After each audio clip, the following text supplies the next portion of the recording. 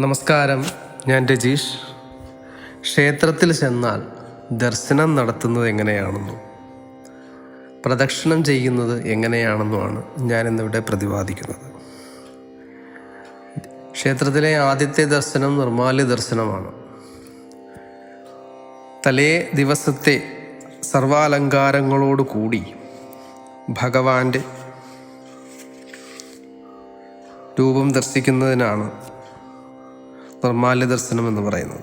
പൂജാരി ബ്രാഹ്മ മുഹൂർത്തത്തിൽ ഉണർന്ന് സ്നാനവന്ദനാദികൾ ചെയ്ത് തീർത്ഥകുംഭം, ദീപം മുതലായവ ശുഭവസ്തുക്കൾ പ്രദർശിപ്പിച്ച് മണിയടിച്ച് ദേവനെ ഉണർത്തി ഭക്തജനങ്ങളുടെ ദർശനത്തിനായി നട തുറക്കുന്നു. ഈ ദിവ്യ ദർശനമാണ് നിർമ്മാല്യ ദർശനം എന്ന് പറയുന്നത്. ദർശനം കഴിഞ്ഞാൽ പിന്നെ അടുത്തത് പ്രദക്ഷിണമാണ്. ദേവനെ ദർശിച്ച് തൊഴുത് കഴിഞ്ഞാൽ നാം പ്രദക്ഷിണം വയ്ക്കുന്നു. പ്രകർഷേണ ദക്ഷിണ ഭാഗത്തുകൂടിയുള്ള പ്രയാണം. ദേവൻ്റെ വലതുഭാഗത്തേക്ക് ആദ്യം പോകുന്ന തരത്തിലുള്ള ഒരു വർത്തുള ചലനമാണ് പ്രദക്ഷിണം.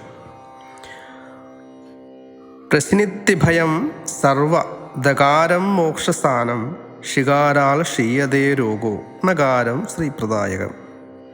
പ്രദക്ഷിണ വിധിയാണ്. പ്രാ എന്ന ശബ്ദം എല്ലാ ഭയത്തെയും ദൂരീകരിച്ച് മനസ്സിന് ശാന്തി ഉണ്ടാക്കുന്നു. ദാ എന്ന ശബ്ദം മോക്ഷം പ്രദാനം ചെയ്യുന്നു. ഷീ ചെയ്തു പോയ സകല പാപങ്ങളും രോഗങ്ങളും കഴുകിക്കളയുന്നു. നാ എന്ന ശബ്ദം എല്ലാ ഐശ്വര്യങ്ങളെയും പ്രദാനം ചെയ്യുന്നു എന്നുള്ളതാണ്.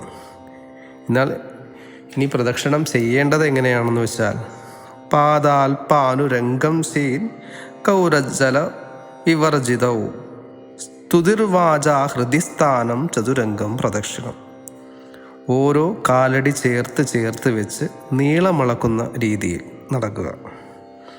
കൈകൾ ചലിപ്പിക്കാതെ തൊഴുത് മാറോട് ചേർത്ത് വയ്ക്കുക. വാക്കുകൾ കൊണ്ട് ദേവനാമം ഉച്ചരിക്കുക. ഹൃദയത്തിൽ ദേവനെ ധ്യാനിക്കുക. ഇങ്ങനെ പ്രദക്ഷിണത്തിന് ഒഴിച്ചുകൂടാൻ വയ്യാത്ത 4 അംഗങ്ങളുണ്ട്. ആസന്ന പ്രസവനാരി തൈലപൂർണം യഥാഘടം വഹന്തി ശനകര്യാദി തതകുര്യാൽ പ്രദക്ഷിണമെന്നാണ്. പ്രസവമടുത്ത് നിൽക്കുന്ന ഒരു സ്ത്രീ സാവധാനം പ്രാഞ്ചി തലയിൽ ഒരു കുടം എണ്ണ ചുമന്ന് നടക്കുന്നത് പോലെ ധൃതി കൂട്ടാതെ പൂർണ്ണ മനസ്സാലെ പ്രദക്ഷിണം ചെയ്യണമെന്നാണ്. ഭക്തിപരവേശ്യം കൊണ്ട് നിലത്ത് കിടന്നുരുണ്ട് കല്ലും മണലും ശരീരത്തിൽ തറച്ച് ദുർഘടമായ സാധനാമാർഗ രീതിയിലും പ്രദക്ഷിണമുണ്ട്. അതിനെ ശയനപ്രദക്ഷിണം എന്നൊക്കെ പറയാറുണ്ട്. ഇനി രാവിലെ പ്രദക്ഷിണം രോഗനാശവും, മധ്യാഹ്നത്തിലെ പ്രദക്ഷിണം സർവാഭീഷ്ടദായകവും, വൈകുന്നേരത്തെ പാപനാശവും, അർദ്ധരാത്രിയിലുള്ള പ്രദക്ഷിണം മോക്ഷപ്രദായകവുമാണ്. പൊതുവെ എല്ലാ ക്ഷേത്രങ്ങളിലും 3 പ്രദക്ഷിണമാണ് പതിവ്. എന്നാൽ ഓരോ ദേവനും പ്രത്യേകം സംഖ്യകളുണ്ട്. കുംഭിവക്ത്രോരവോ ഗംഗാധരോ വിഷ്ണുജ ശാസ്ത്രി ഷൺമുഖി സുംബസൂദിന്യാം വൃക്ഷരാജായ തേ നമ. അതായത് ഗണപതിക്ക് 1, സൂര്യദേവന് 2, മഹാദേവന് 3, വിഷ്ണുവിനും ശാസ്താവിനും 4, ഷൺമുഖൻ 6,